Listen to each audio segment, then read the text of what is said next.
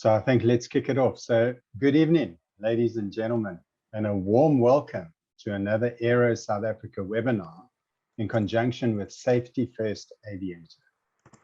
This will be our last webinar for this year, and I'd like to thank you and take the opportunity for joining the webinar tonight and for being part of this very successful series of webinars we have hosted this year and the webinars that we hosted last year. The feedback we've received has been really positive and really encouraging for all of our speakers who share their insights and knowledge in the hope that you'll all be safer and more cautious before takeoff. The webinar tonight will be addressing the topic of how pilots can manage distractions. By way of introduction, I'm Neil Piper, the Head of Content for Messi Frankfurt, South Africa, and I'll be hosting the webinar tonight.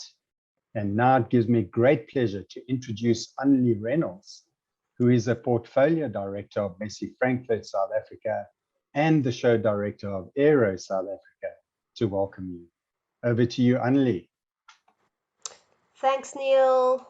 Welcome to all the aviation enthusiasts and pilots joining us for tonight's Safety First Aviator and AERO South Africa webinar. As Neil mentioned, I am Ari Reynolds and I'm the Show Director for AERO South Africa. AERO South Africa is returning to Wonderboom National Airport in Tshwane from 7 to 9 July next year, and we cannot wait to welcome the general aviation community to the event. This B2B platform will be a much needed event for the general aviation business and industry to conduct meetings and showcase products to prospective buyers in person and not just virtually like we've come used to doing business. We're offering early bird rates to businesses booking their stands prior to the 21st of January 2022. And this offer includes exclusive marketing opportunities on various platforms as part of this package. I'll post my details in the chat box for interested businesses to contact me directly. As we're nearing the end of 2021, as Neil mentioned, it will also be the last Safety First Aviator webinar for this year. Tonight's topic fits perfectly with the upcoming festive season, and Ari Levine, Kobus Turin, Caroline Cole, and Saintjie White will be sharing their views and tips to assist pilots to manage distractions when flying to their holiday destinations in their private aircraft. If you've got questions for our panelists, please pop them into the Q&A box so we can address these during the Q&A session at the end of the webinar. And as you guys can hear, my child is in the background and he wants me to hand over to Neil, who will kick things off now. Ari, thank you so much. I think he was excited about that special offer that you guys have got going. So guys, get your bookings in before the end of Jan. That is right, Ari, end of Jan. And yeah, don't miss out. It's going to be a fantastic event next week. Ari, these things happen. You just got to go with it. Makes it real. It's very real, Neil. It is very real. Okay. Now I'd like to welcome and introduce Schmidt of Pilot Insurer, who will moderate the webinar tonight and will formally introduce all of our speakers. Frans is the founder and MD of Pilot Insurer, which is a specialist and boutique advice firm focusing on investments and risk cover for pilots. Frans has hosted most of the webinars this year, but was off duty for the past 2 webinars, as he was very much on duty at home after the birth of his daughter, his second daughter. On behalf of the entire AERO South Africa team, congrats, Frans, and many blessings to you and your family. And as always, it's great to have you with us, and it's an absolute pleasure to welcome you tonight, Frans. And over to you. Thanks, Neil. Yeah, everyone has gone through it, knows what a time-pressing, challenging time it is, especially if everyone's at home, 24/7. Sleep is one of the things that you miss the most of your youth. Funny, not the late nights and the parties. which is what I was expecting to happen. Thanks, Neil. Appreciate it. Again, everyone, very, very hot welcome to another one of these jam-packed Safety First Aviator sessions. We have an amazing lineup of speakers. For most of you guys that this isn't your first time around, these people really don't need too much introduction from my side, which really makes my job much easier. And tonight it's very exciting because tonight this topic is, I think, is something that we really don't talk about enough, and I think especially in the GA space. I know in the airline type of environment, this is something that's hammered on quite a lot. But what do you do when you have distractions? And what should you do when you are distracted in flight? This is a topic I think that's got many opinions on various different things, and I think we all know it depends on the situation. But the hope is to highlight some of those ideas in this webinar, and we've got some of the best people to talk of each one of them. Some housework, housekeeping work before we start introducing everyone. We will definitely be hosting a question and answer session towards the end. So please chat to us in the chat box. That's also a really good way for us to figure out if you guys are engaged and if you guys really enjoy the content that we're putting out and the discussions. We really do want this to be an informal discussion. Just imagine we're sitting next to you and the fire's up and you know, you're drinking your favorite red wine. This is how we'd like you to think of these evenings. Every one of these panelists are true aviators at heart to their cause, and every single one just wants best for safety and ultimately make the sky safer for ourselves as well. So it's maybe a little bit selfish. Let's get going. Let's get started. If you guys maybe want to just pop into the chat box, see if it works, and just say how's it, just so that we've got an idea of you know, how many people we can really engage with tonight. First up, Ari Levine, and he's representing Mayday SA. If you guys don't know who Mayday SA is, you should definitely have a look at Mayday SA. They are a brilliant organization all about helping fellow aviators and anyone really through tough times. And I'm sure if we had to look at their statistics of how busy they were the last 2 years versus the previous years, there would definitely be an uptick. They're in a bull market. That just means that everyone needs them. Now, Ari it must be on 32 years that you've been a GA pilot now. Hey, Ari. Yeah, that's about right, Frans. Yeah, that's older than what I am, man. So you are pretty good at it. No, I'm lying. Well, I'm a little bit older than that. I was also an IT professional, and I know it's got quite a big information security company, and a very long-time student, would you say, of safety, really, in aviation. And you've been a member of Mayday SA for a long time, since 2018. So Ari's definitely someone who, when he speaks about safety, I sit up and listen. Ari, really looking forward to your presentation. And just as a reminder, guys, hit us in the chat box. We'd really like to chat to you. Ari, look forward to it. Thanks, Frans. Hopefully, everybody can now see the screen. Yes, perfect. And thank you very much for that very kind introduction. And I'm going to be talking about distraction and managing distraction tonight on behalf of Mayday South Africa. And for those of you who don't know, Mayday are a group of pilots, ATCs, and aviation professionals who help support any aviator or anybody associated with aviation in a crisis. And that's everything from accident debriefing and defusing, helping with incident response.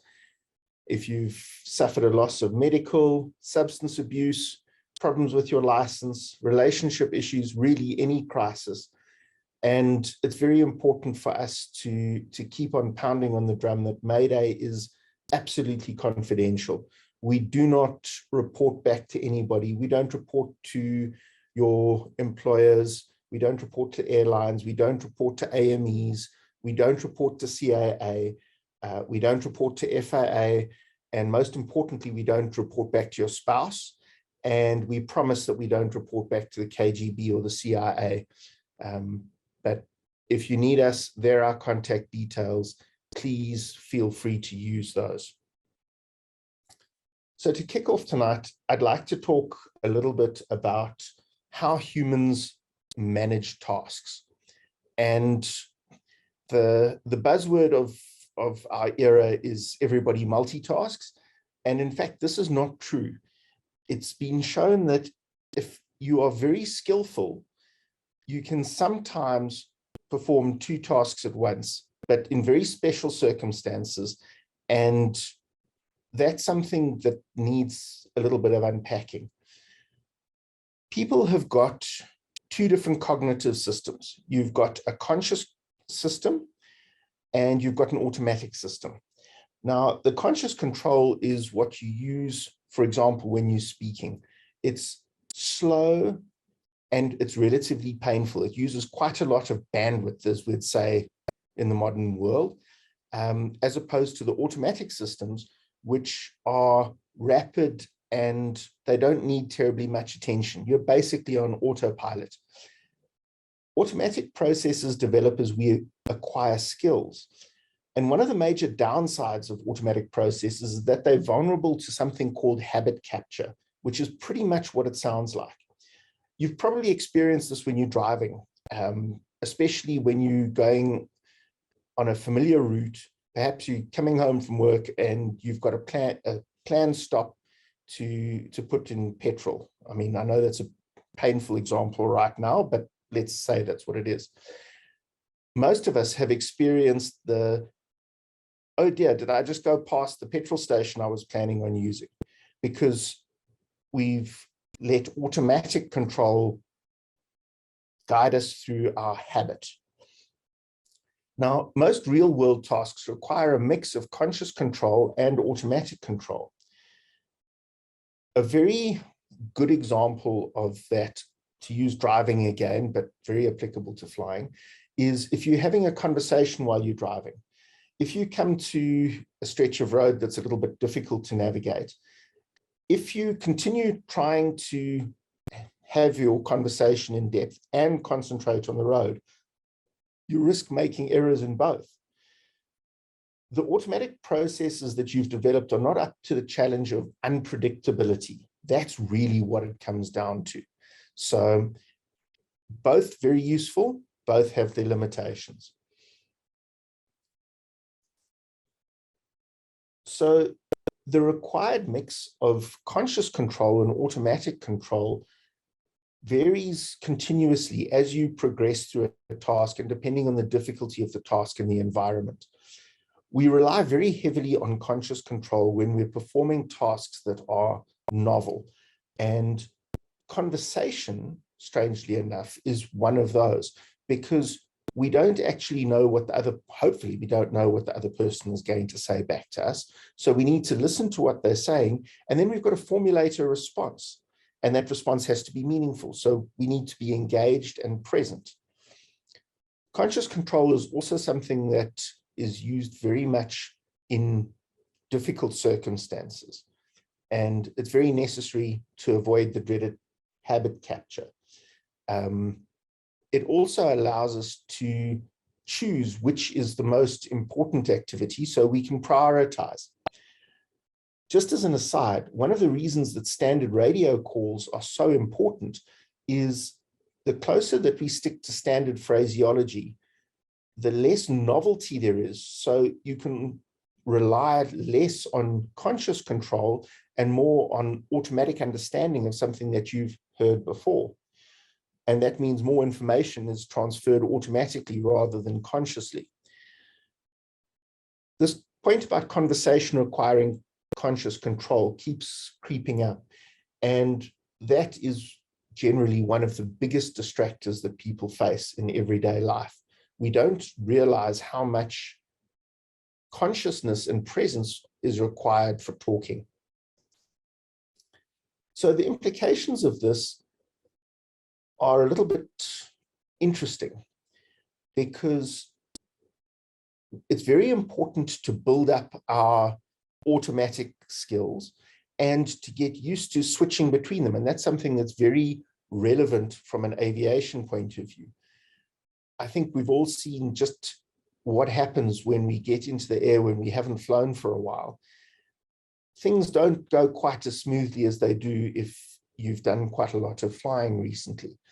And practice and recency both contribute significantly to good automatic control. And the practice also allows for formation of new controls. So the more complex a task is, the less likely it is that you can actually do two things at once. Do that task as well as another one without either making a mistake or running a significant risk of making a mistake. And this is one of the big contributors to good situational awareness. It's one of our best lines of defense as aviators against all sorts of things. But good situational awareness helps reduce interruptions, distractions, and surprise.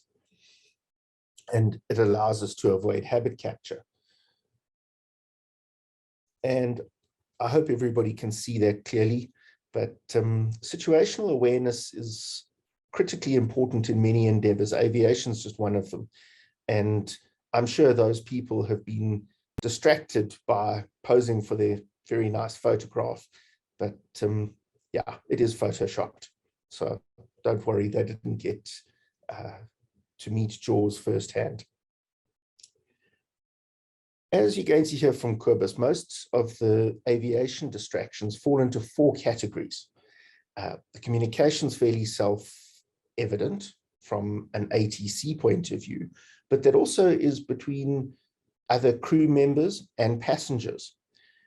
Head-down work refers largely to programming GPSs and busy work in the cockpit, but it also refers to if you're looking at a map or actually writing up a flight log.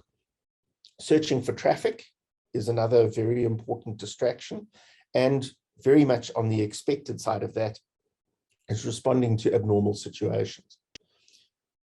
Now, humans are very much more subject to distraction when the usual suspects are involved. And anybody that's listened to our previous talks will have heard most of these terms before, but fatigue, dehydration, and hypoxia all contribute significantly to distractibility, and so does hypoglycemia. And for those of you with teenage children, that's the hangry stage that they reach. So that also gives us some good ideas about how to avoid distraction and reduce our vulnerability to that. For longer flights, have a drink and a snack, especially a high protein snack, about 45 minutes before landing. That takes care of the hangry and it takes care of the dehydration. If you can, use supplemental oxygen, especially if you've been quite high for a reasonable length of time. And we've spoken at length in other talks about how to manage fatigue.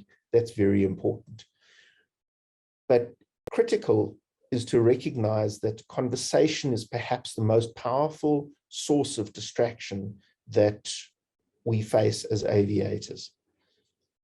The head-down tasks are bad, but the conversation is by far the worst.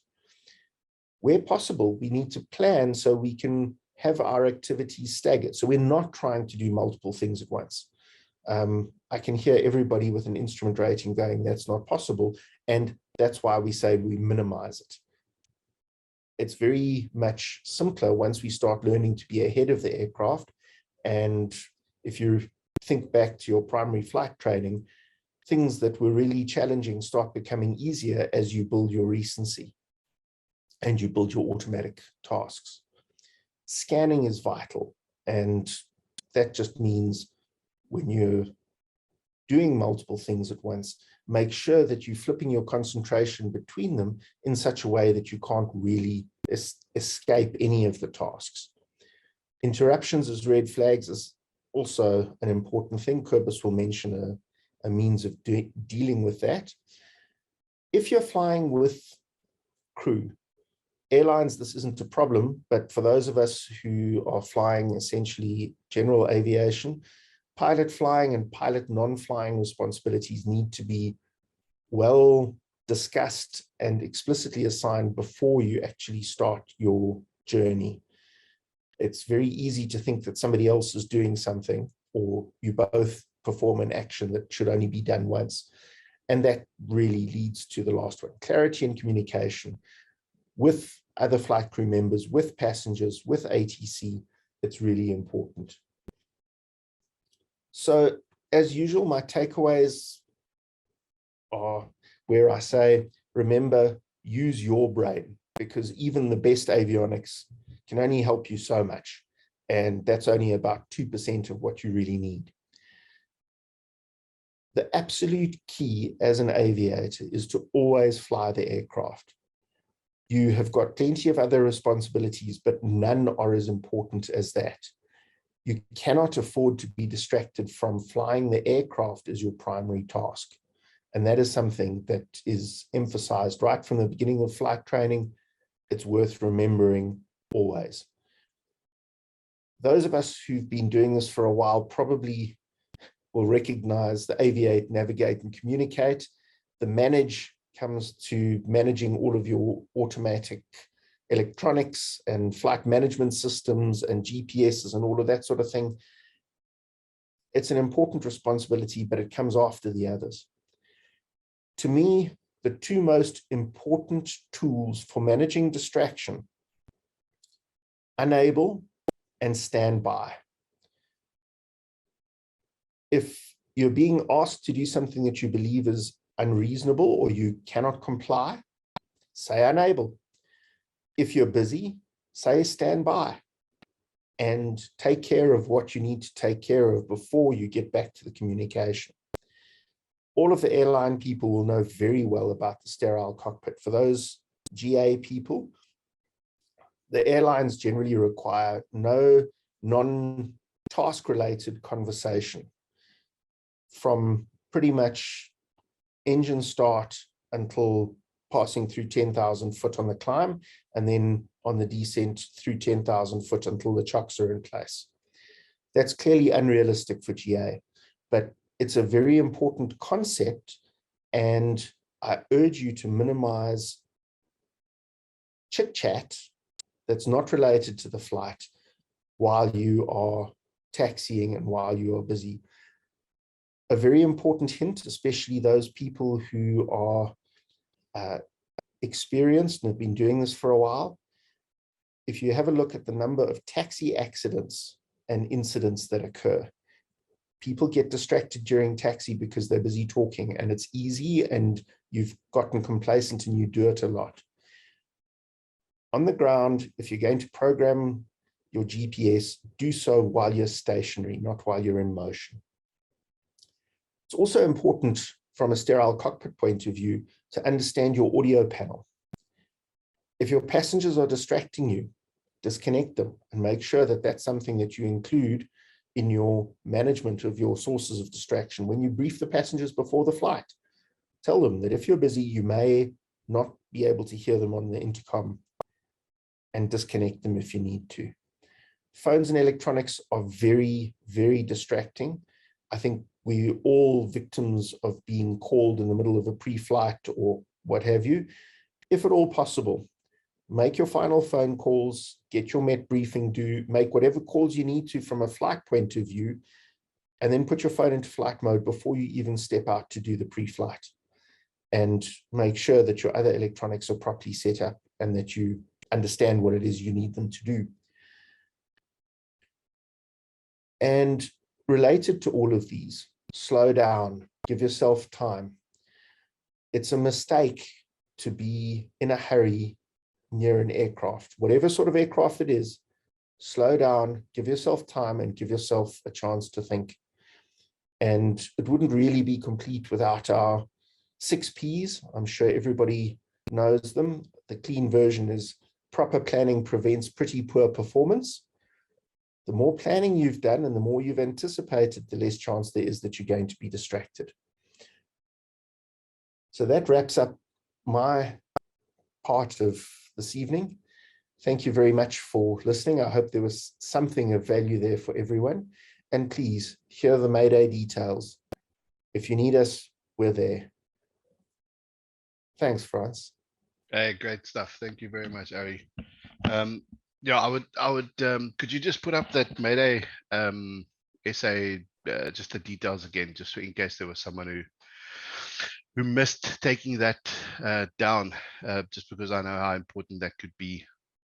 So if you want to take a screenshot on your phone, if you're watching on your phone, or if you want to just quickly save that number or email address, that would be possibly very beneficial to you.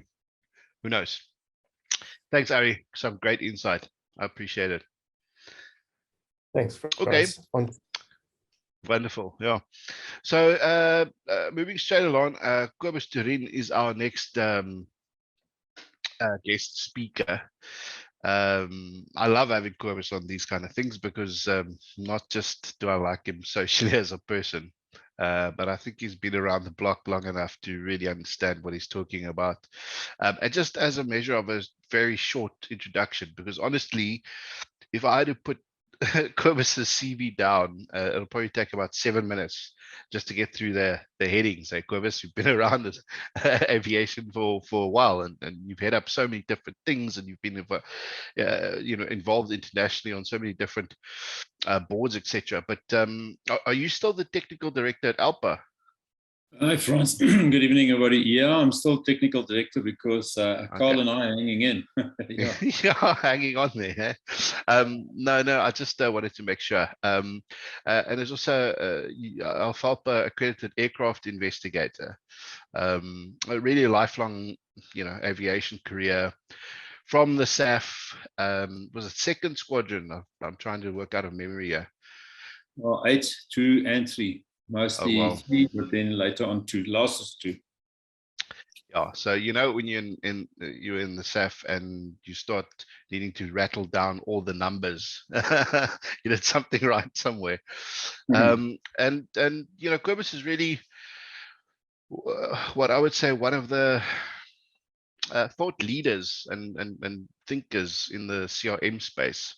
Ever since I've known Kobus, he's been very passionate about all about communication and the CRM world and how that works and how that brings into safety. So, Kobus, really thank you for spending your time putting all these presentations together for us. I really love hearing what you have to say, and I appreciate it, just like I suppose everyone else on here. So let's go for it, Kobus. Can't wait to hear what you have to say. Well, good evening, everybody. Thank you, Franz. I appreciate that intro. Yeah, they say the shakers would know the passion of purpose separates the shakers and doers from the shaker and stirred. So let's remain shakers and doers.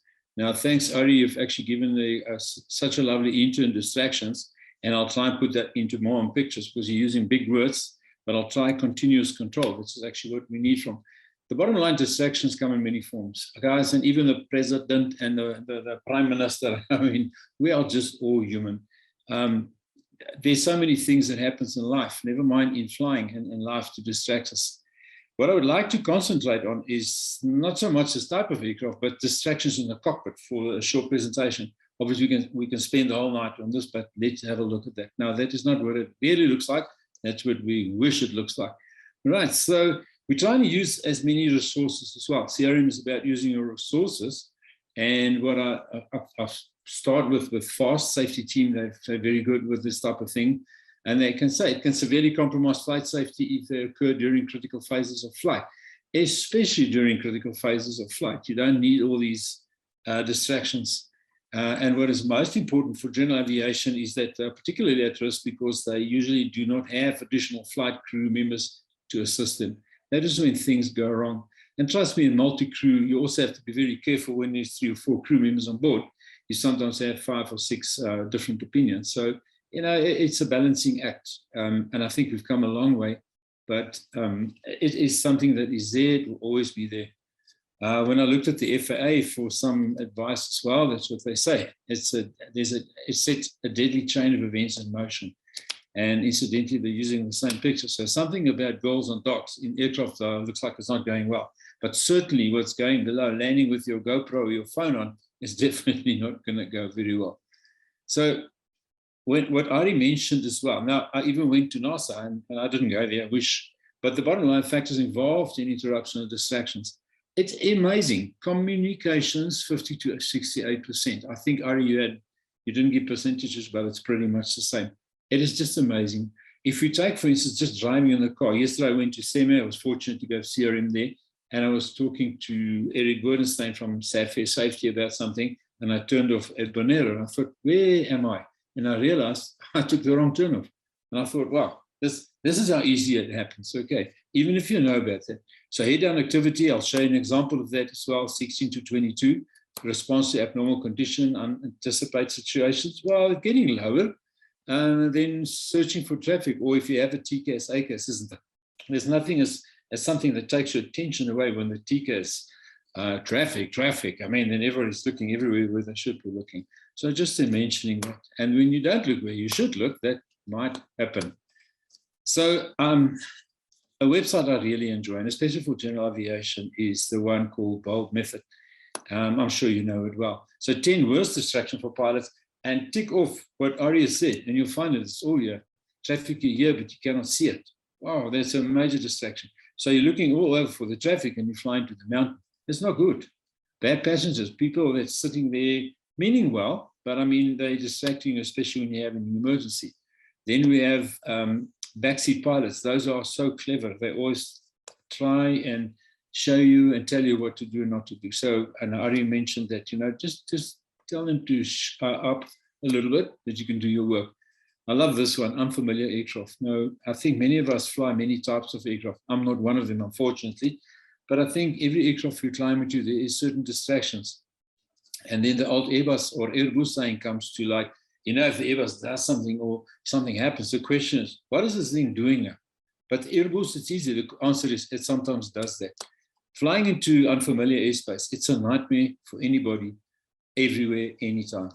Whether you fly into Vonnegut as a student pilot, or whether you fly into London Heathrow as a youngster and as a young co-pilot, it is major distractions. Right.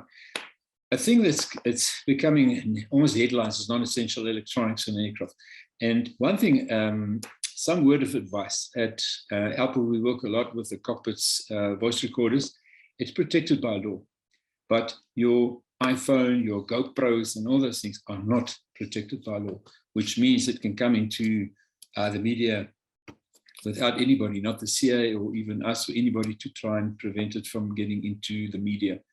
I know sometimes CVRs are also treated in certain countries as unprotected, but it is protected by law. So you're leaving yourself open for litigation, I think, is the big word. This is a nice one as well. Unnecessary radio congestion. Now, my friend Carl mentioned they're having a meeting tonight, and they're like, currently I am in downwind, and downwind 2-4 minutes. It's actually so simple, but when you're young and inexperienced, I know it makes it very difficult. Okay. Then also we spoke about unnecessary avionics, but then you also get cluttered avionics.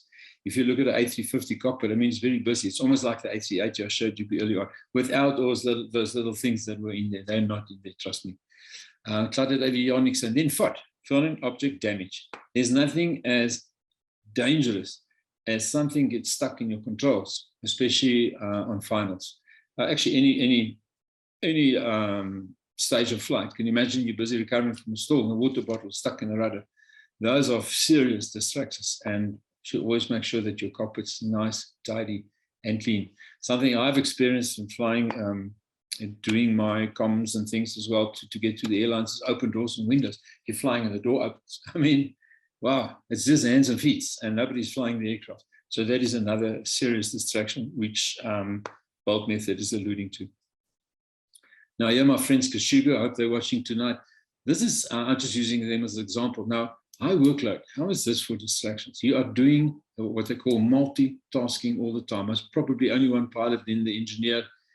I'm just using one example. The helicopter guys, especially out there, they're always close to the ground. There's always distractions. I watch, for instance, the videos, especially Jana sending it from sandparks where they're doing, well, anti-poaching or darting animals. There's such high workload. And the problem is it's close to the ground. Even if it's not very fast, it's so close to the ground. I'm just mentioning all these things. There are so many, but these are the things that's in the cockpit that's very important for pilots. Doesn't matter what you fly. I see there's some balloon pilots as well. You're welcome.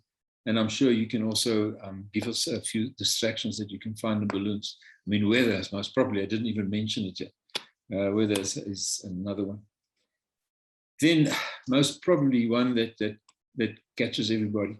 When we call it in the Airbus, it's called the ECAM, when the warning goes off, warning, warning, warning. Man, oh man, it wakes up everybody, but it unfortunately draws everybody's attention to the one red light, warning, warning. So especially a multi-crew, certain roles, who does what, and we trained in that, but yet it hits you that startle effect. And when you're an owner in general aviation, you have to be even better than that. So people in aviation are susceptible, as susceptible to electronic distractions as anyone else. And it's amazing. We try so hard. Well, not we, but everybody. The cell phones and driving does know how dangerous it is. In the air, it is less dangerous in the sense there's space for maneuvering. But really, is there? If you don't see the aircraft that's coming up ahead of you, I mean, that's maybe you have a TCAS. If you don't, what now? And you have traffic, and you start looking out for the aircraft instead of looking to the TCAS. I'm just mentioning a few of the things in the cockpit, and I'm sure you can fill in there. We can put a lot in here. I'm trying to catch the ones, and it so happened that Ari is agreeing with me on that as well. This is a recent, maybe not too recent, but it happened. There was a phone conversation. I don't know if you can see my thing with this Piper flying in the Hudson. That's in New York, and they had a middle collision with the helicopter. Now from there to there, I would think that you can see the helicopter, but you can see nothing if you position your cell phone. Now I'm not sure if the guy was on his own. We had passengers with him, and that's the end result. And it killed 9 people. So it is dangerous. I don't think we argue that point. Then managing distractions. Okay, now we said, wow, this is it. How are we going to manage that? Fly the aeroplane is most probably, if you only do that and start with that and then take a deep breath, you're doing great. Things that we can do in a ground really, and thanks, Ari, you mentioned as well, brief for passengers. Listen, at certain critical stages of flight, I don't want chitter-chatter. In the airline, for instance, we've got a sterile cockpit below 20,000 feet. You think it's sterile? There's always distractions. Okay, so there's another one that we can do whilst we're on the ground already. Brief your passengers, brief your students, especially passengers, and especially if those passengers are pilots. All right, so managing distractions, some more. Another word, sorry, I forgot to mention, this distraction and interruption, to me it's the same thing, okay? But some can be very subtle and insidious. Therefore, the first priority is recognize and identify the distraction.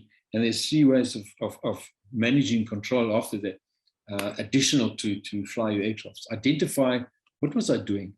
Ask where I was interrupted and decide and act. What decision or act shall I take to get back on track?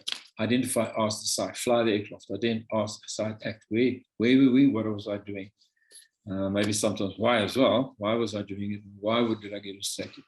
As I think you will agree with me, we don't have enough time to get through all these things, but just a little bit of red flags coming up in here. So yeah, recognize conversation. We mentioned that. And I think Caroline's most probably going to mention that as well. Head down tasks. Guys flying and monitoring, wow. Even with 2 pilots, this happened. It's a main airline that taxied into a building at OR Tambo in 2013. And these guys were, and they will never admit that they were doing, and we all know they're doing, they download the load sheet into the computer. How's that for some plain English? And both were looking down. They taxied the wrong taxiway and hit the building. This was just very fortunate the aircraft didn't catch fire. Can you imagine it was catching fire? Now, this particular airline is still doing this. We asked them, isn't that it's a very unsafe way to operate? Now, what has it got to do with you? I said, well, you're destroying our buildings around here. It was, of course, it was a foreign airline. But anyway, I'm not picking, I'm just showing even highly skilled, highly trained guys gets it wrong. Okay. Suspend non-critical duties when appropriate. Now, what can that be? Anything that's got to do with not flying. Now, there, treat interruptions as red flags. Here, for instance, Ari mentioned that thing about ATC. If you're busy, please tell the ATC, stand by. Not shut up, stand by. Please stand by. And he or she might ask you the same thing, stand by. There's only one person in this world that you don't use the words stand by, and that is your spouse. You don't tell that to your wife, trust me. For the rest, you can do it, all right? And do it, because there's a good reason. And if they don't stand by, you call Mayday or you call it PAN. Unless they really got a serious, maybe flying in towards a mountain, they're picking that up. It's not always that easy, but conversation is not a good one. Now, slow down and focus. Thanks, Ari, you mentioned that as well. In this scenario, how do you slow down and focus? Guys, we are not in this scenario. Although there's a lot of traffic sometimes going into Heathrow, sometimes it does look like that, but they all have different rounders as well, but the one is not the enemy and friend or foe. The thing is with slow down is, it's slow down is smooth and smooth is fast, step by step, and make sure, identify where you are and recognize what is happening and take control, continuous control, and it's called situational awareness. And if you only do one thing, always fly your aircraft, we're halfway there. So that's in a nutshell. Thank you very much, and I appreciate the time here. And Frans, thank you. If anybody's any questions through the chat box, appreciate it. Thanks, Cobus. I think I just figured out why I like hearing you talk so much and your presentations. I think it's because you let the normal GA guy into a little bit of what it's like in the rest of the world, you know, in the airline space and all your experience there. But you do it in such a nice way that I can actually relate to it and be like, oh, I can see that happening in, you know, all of our kind of flying as well. So anyway, I think it's awesome. Thanks. Thanks again, Cobus. Really appreciate it. Sorry. Yeah, you know, I mean, I must always mention in the Air Force, the flying I did, and in the airline as well, it's much easier to fly than general aviation. Flying small aircraft is far more difficult than flying in the big jets. But anyway, as everybody's enjoying what they're doing, and if you enjoy what you do, you don't work a day in your life. Thanks, Frans. Thanks, everybody. Absolutely. Thanks, Cobus. Okay, guys. So next up, we've got Caroline. Caroline, if you wouldn't mind just sharing that first slide with your heading. So it's always fascinating to hear Caroline, because Caroline also comes with a fresh perspective. And Caroline, even though you weren't in the SAF or anything like that, I'm sure your history and background in sport and athletics, you know, I mean, the kind of discipline you got to have at the triathlon level, I think, is more than most of us would ever be able to achieve. So Caroline, you're a flight instructor and obviously commercial pilot, author, aviation blogger.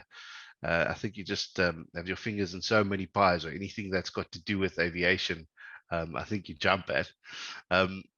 Tell us a little bit about what you are doing right now. And I know the last time we briefly spoke about one of your websites where you've got quite a passion in. I'd like to hear a little bit more about that. Yeah, well, thanks, Frans. First of all, I just want to say thanks to everybody for attending. That's what always makes it worthwhile for us. And also welcome to our international people. I know we've got people from Namibia and we've got some visitors from Belgium. So welcome, Jimmy. It's nice to have you here. Yeah, so I basically, I mean, anything aviation grabs my attention, but particularly safety when it comes to the training side of things. I think that's really my passion. People know that. I really obsess about safety. I've sometimes been called paranoid for it, but rather that, you know, rather safe than sorry. So yeah, and tonight I'm just going to be talking a little bit about loss of control. So loss of control is very much something that happens as a result of distractions. So just see here. Sorry, I'm just trying to get this to change. Oh, there we go. So what is loss of control? Pretty much that probably means you don't have your aircraft under control. So usually these loss of control accidents and incidents, they're normally the result of a pilot who has temporarily or completely lost control of the aircraft in flight. Typically, these normally result in extreme deviations from the intended flight path. So loss of control is really when you are flying in an unintended flight path. So these loss of control accidents are most often fatal. And that's why they are one of the more serious forms of accidents that accident investigators look at, and we are looking at ways of improving safety with this regard as well. So the question is, how does a trained pilot lose control? Because it just seems strange. I mean, when everything's going fine, you wonder how did the accident happen? How did the pilot lose control? It's actually quite a lot easier than you think. So common causes of these accidents: poor decision making. So flying into bad weather, we get disorientated. This is the one that I'm going to focus primarily on, which is the failure to recognize an aerodynamic stall or spin and execute the corrective action. Because normally, I mean, apart from our flight tests and our renewals, people don't generally go out and practice stalls intentionally, because you kind of think, well, why would I, do this on purpose? I wouldn't do it on purpose. And we think, well, how could I ever get into a stall? I know what it is. I wouldn't intentionally go there. Intentional failure to comply with regulations, we know that one. Failure to maintain airspeed, a very important one as well. Failure to follow procedures, and pilot lack of proficiency. So as I said, I just want to focus a little bit on the stalls and spins, because if you're looking at loss of control accidents, your stalls and your spins are most likely in these types of accidents. As you can see just from the graph, you can actually see that these account for the most likely thing that's going to happen in a loss of control incident. So I said that distractions are an important component of loss of control. So we always think, well, why it wouldn't really happen to me? I'm generally pride myself, I'm a fairly good pilot. I don't think it would happen to me. So I'm going to look at it, just a few quick scenarios, and you might consider maybe it could happen to you after all. So the first one is weight and balance, an important one, especially now with the holidays coming up. Very often we don't consider, oh, well, we'll just add in a few extra things. The effects of flying overweight. These effects are particularly important when it comes to the takeoff and landing phases of flight. So in other words, the critical phases of flight. So you'll need a higher takeoff speed, longer takeoff runs, something you need to consider with the runway length, reduced rate and angle of climb, especially if you've got obstacles at the end of your runway, a lower maximum altitude. So your manual might say, oh, well, this aircraft can climb to 12,000 feet. Overweight, not likely.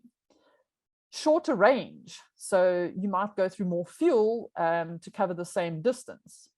Reduced cruising speed, so you won't be able to go as fast.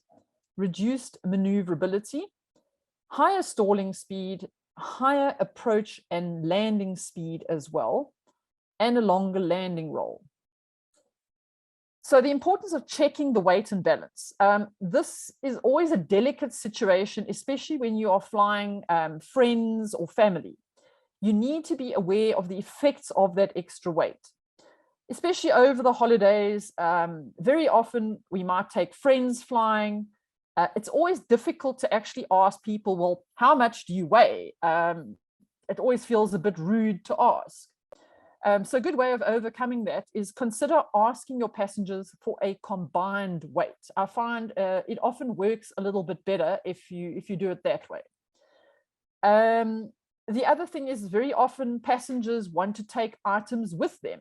And these items that you see here are actually real cases that I've heard of, where somebody took bags of oranges with, very generously, the family gave them bags of oranges. They took 6 bags of oranges with. Oh yes, and down at our holiday home, we might need a microwave too. So be aware those extra items definitely will count.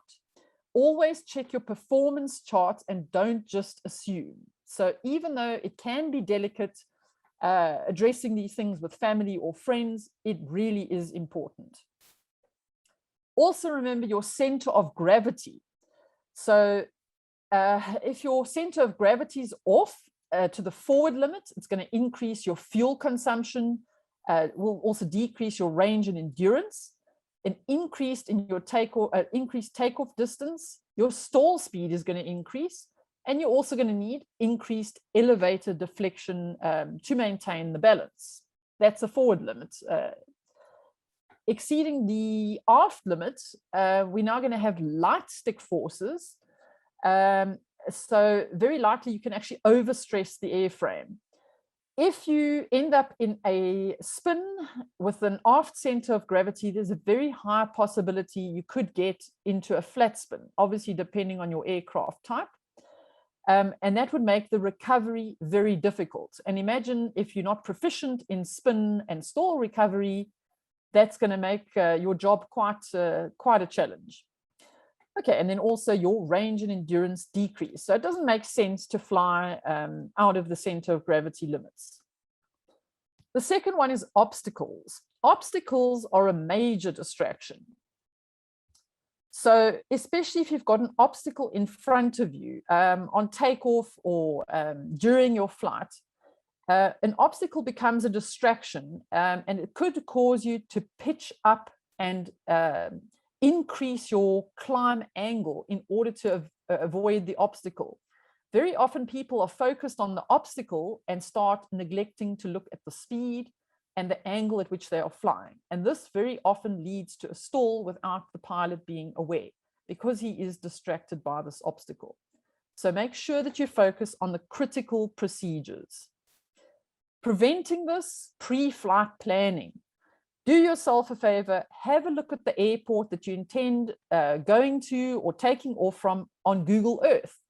Get to know the terrain. Plan your escape routes.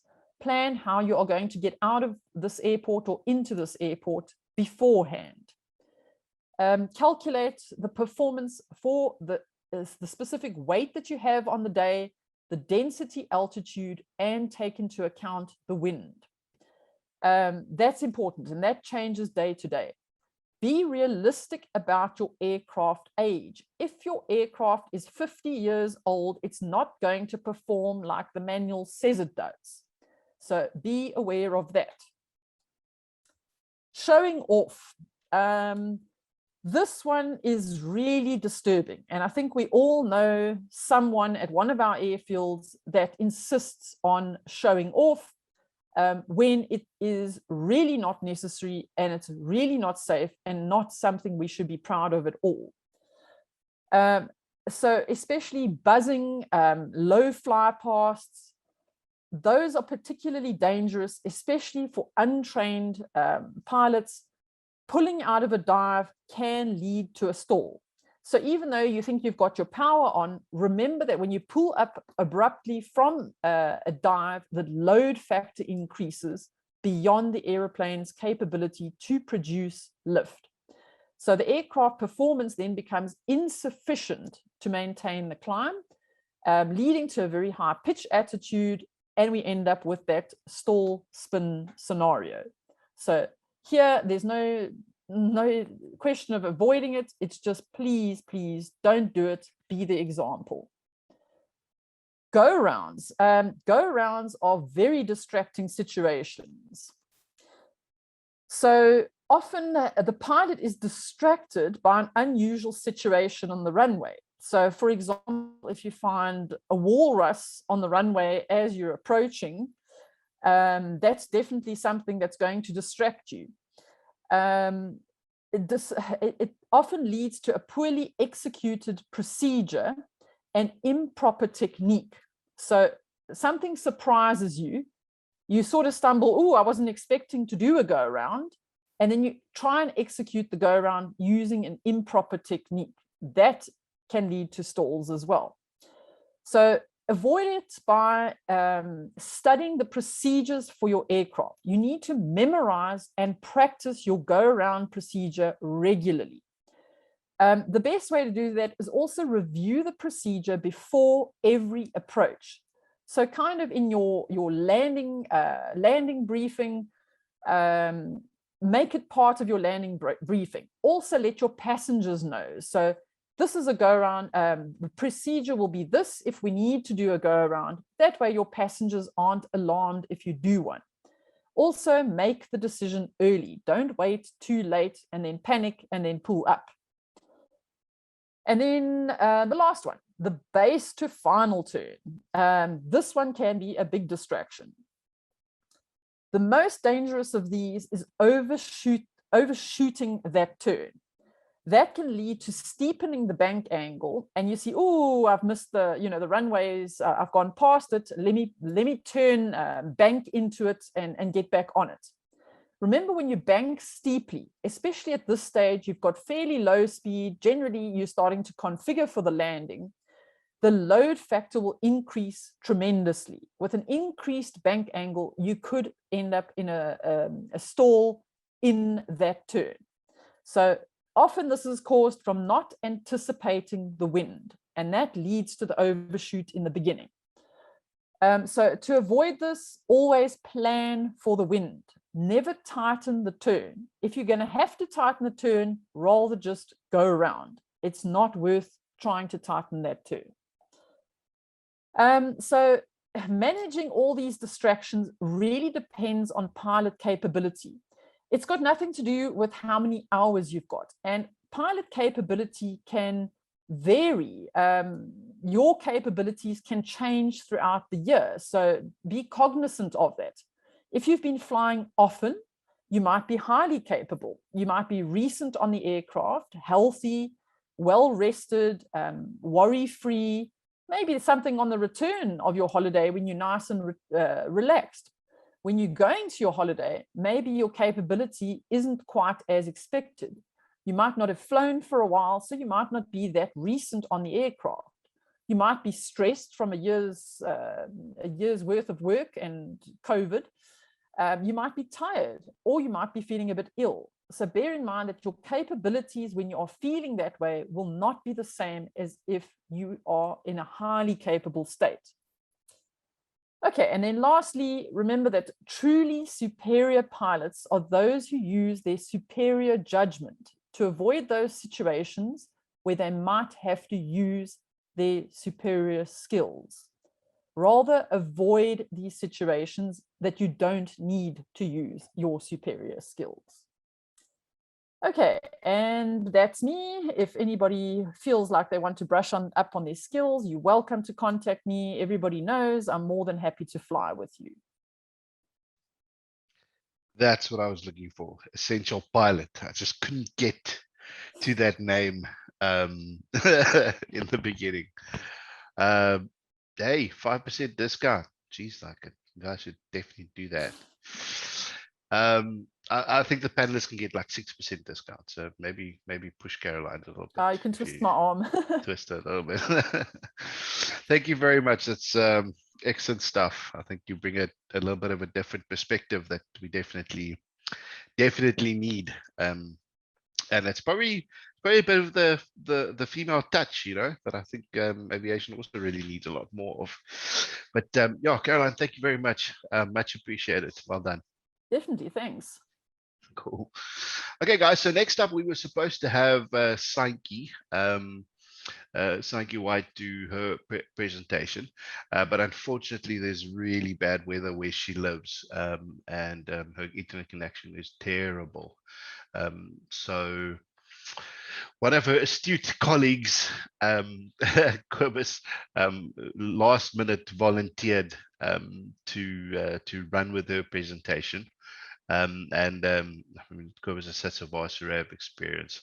I'm sure you won't disappoint. Cobus, thanks very much for quickly jumping in and doing this.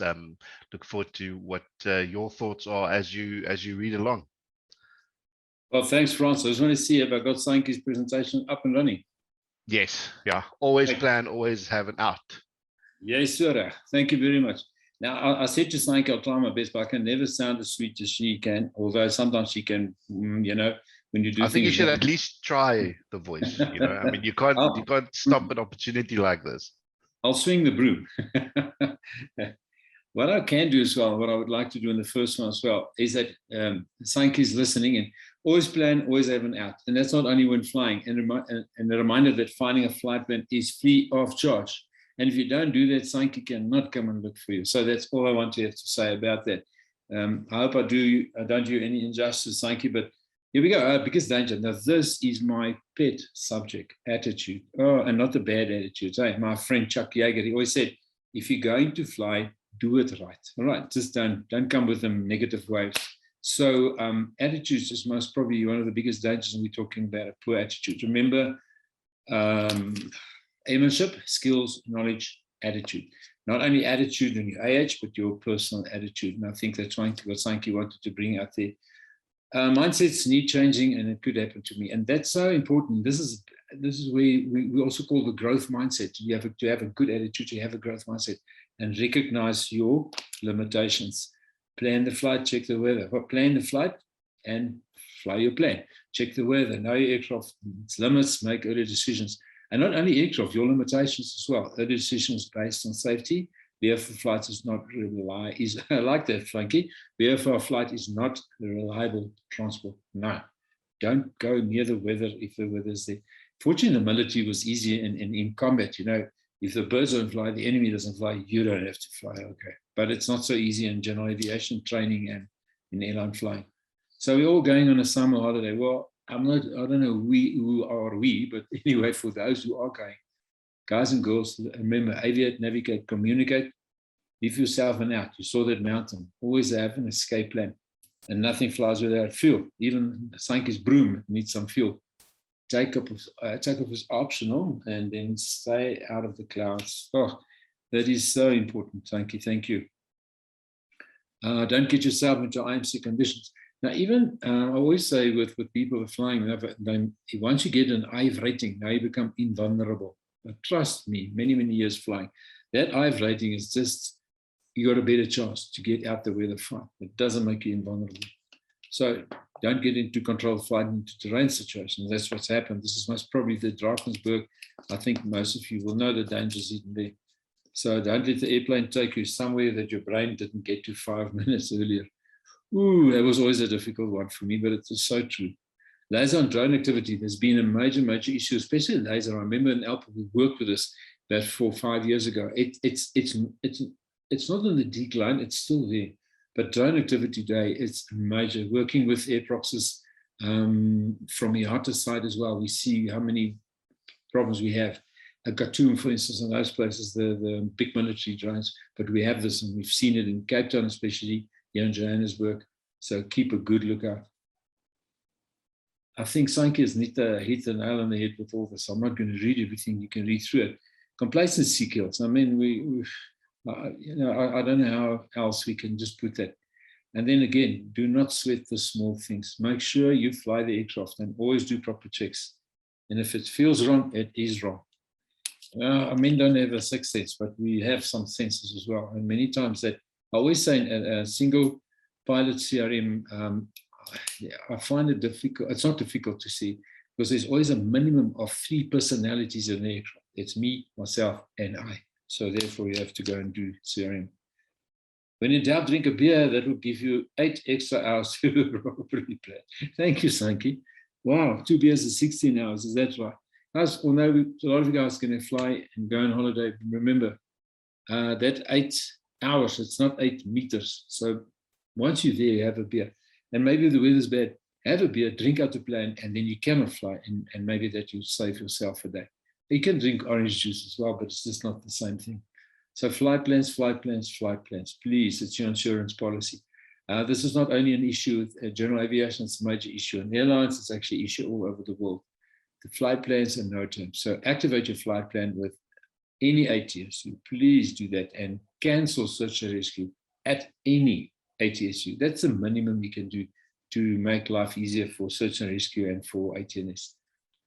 And then lastly, emergency, 7700, emergency. There was a new one as well. I almost try and think about it. 7600, lost communication. I think it was 7500. My system is hijacked, or not hijacked, but it's the word jammed. Or not jammed, there's another word. It's a virus, it's a virus.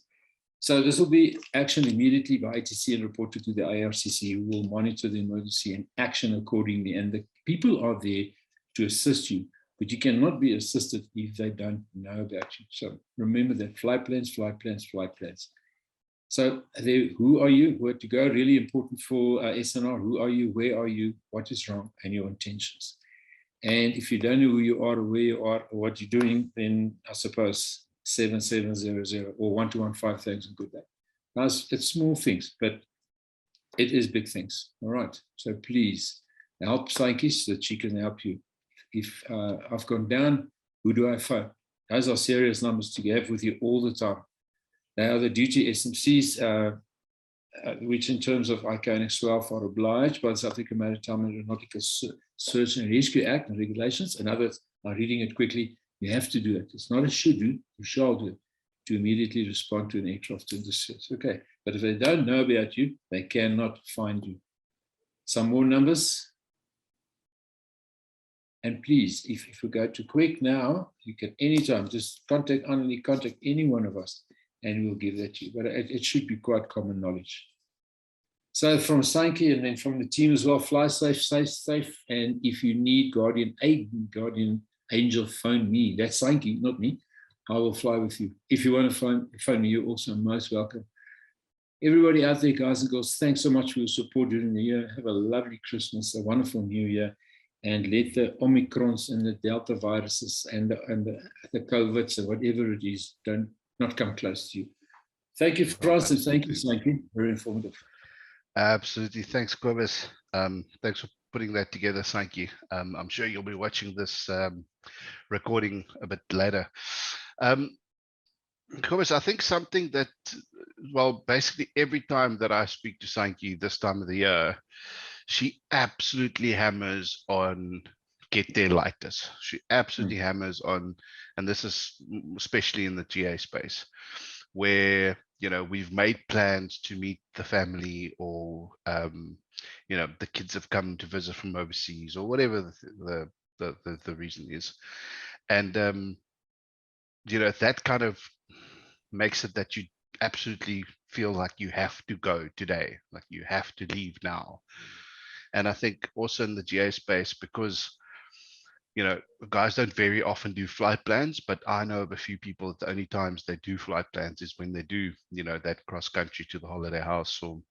And I think that pressure could also be where, you know, how do I cancel the flight plan, or what do I do, or this is going to look bad, or, you know, people are going to think I'm not a good pilot because there's just a few clouds in the sky here where I'm taking off. But, you know, I think just it feels like basic things, but I think a lot of people get themselves in that position where they're under pressure, and they really want to get to that destination, and, you know, maybe the weather clears up on the way or whatever the case is. You know, I always just feel like, and let's be honest, if you're in the position to do that, you're also in the position to buy a SAFE ticket. You know, and buying a SAFE ticket is in that specific condition would give you much better end results. Or just like you said, have a beer, you know, do it tomorrow, go back, bride home, and try again tomorrow. So that's something I definitely think that we should all take to heart and really think of when you get to that aircraft and you've got that feel a little bit of pressure. You know, maybe take a breath, like you said earlier. Maybe it's all you need, and just reevaluate, put the dogs and the kids back in the car and go home. I just want to quickly see Can I just do one question there, Frans, if I may? Because I got feedback on it as well. Yochi asked about if the, I also see where the question is now. I'll get there now. Chat, sorry, no questions. So the question answers, I've got it there. Also, the one. It was Christian Sell, I know it's Yochi, HEC from many years ago. He asked, confirm if the ARCC is manned 24 hours or only activated once informed by ATC. Sanke, just let me know. It's 24/7, supposed to be according to the law. Okay, if that answers your question. And I also think that's why it's all cell phone numbers. You know, so they definitely rotate. I know they definitely rotate that task with various members and, you know, on standby, etc., etc. So I can, you know, almost confidently say it is a 24-hour service. Yeah, thanks. Yeah, thanks, guys. So unfortunately, we're going to just change the close a little bit. Neil's electricity went off. Now we can make Eskom and Africa jokes as much as we want to, but I'm sure it's not fun for him. So I think just Anneli will probably come in, on and do the close. But just from my side, you know, thank you very much for coming on this journey with us this year. It's been a real challenge for most. You know, if you're lucky in your personal space, you could have spent more time with your family like I have, so I really don't have a lot to complain about, actually. But I know almost all businesses have been affected dramatically. And I just want to thank you guys for keeping a level head, not increasing the accident and fatality rates too much. I know I was very stressed about that last year, this year, especially when we had that period where the GA couldn't operate. And I think I am well impressed that it really wasn't as severe as I expected. You know, the worst thing is to tell a GA pilot you can't fly for a couple of months, you know, in terms of safety. So I think really great stuff, guys. I think everyone on this panel, everyone that have contributed, we've had a lot of people contributed, many people contribute that aren't on the panel. We really take all your suggestions during these discussions to heart, and focus on them and give them some attention to come back to you on the next one. And, you know, thanks for the guys that participate and are active in the chat and give your suggestions. The suggestions are fantastic. Some of them I'm maybe a bit too abrupt with in terms of the one earlier with the politics, etc. But I think we really all appreciate it. I'm happy to be part of this. Andy, thanks for the work you guys do in putting it together. And also, absolutely, I wish you guys all the success in the world for your event. And we'll be chatting about that soon, I'm sure. Thanks, Frans. And just to add to what you've just said, I don't think the general aviation industry would be where it is currently without the support of everybody. And I mean, I've been so inspired by just working with the Safety First Aviator team. And I realized the other day that we've actually, well, I have not met any of you except Rob in real life, but it feels as if COVID has brought all of us so close. And that's the thing with the general aviation industry as well, is it's a close-knit family. So just from AERO South Africa's side and Mesa Frankfurt's side, I'd really like to thank everybody that's been part of the webinars, all the panelists, everybody that joined us this year and last year. I mean, without the support, we would not have been able to pull this off. Our guest speakers, and yeah, upwards and onwards to next year. And like COVID or not, let's do AERO. Good. And I think that's it for tonight. Yeah, absolutely. Thanks, everyone.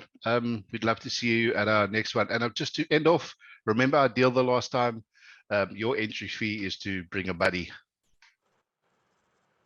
Exactly. Cool. Okay. Cheers, everyone. Have a good evening. Thanks all. Have a good evening. Bye.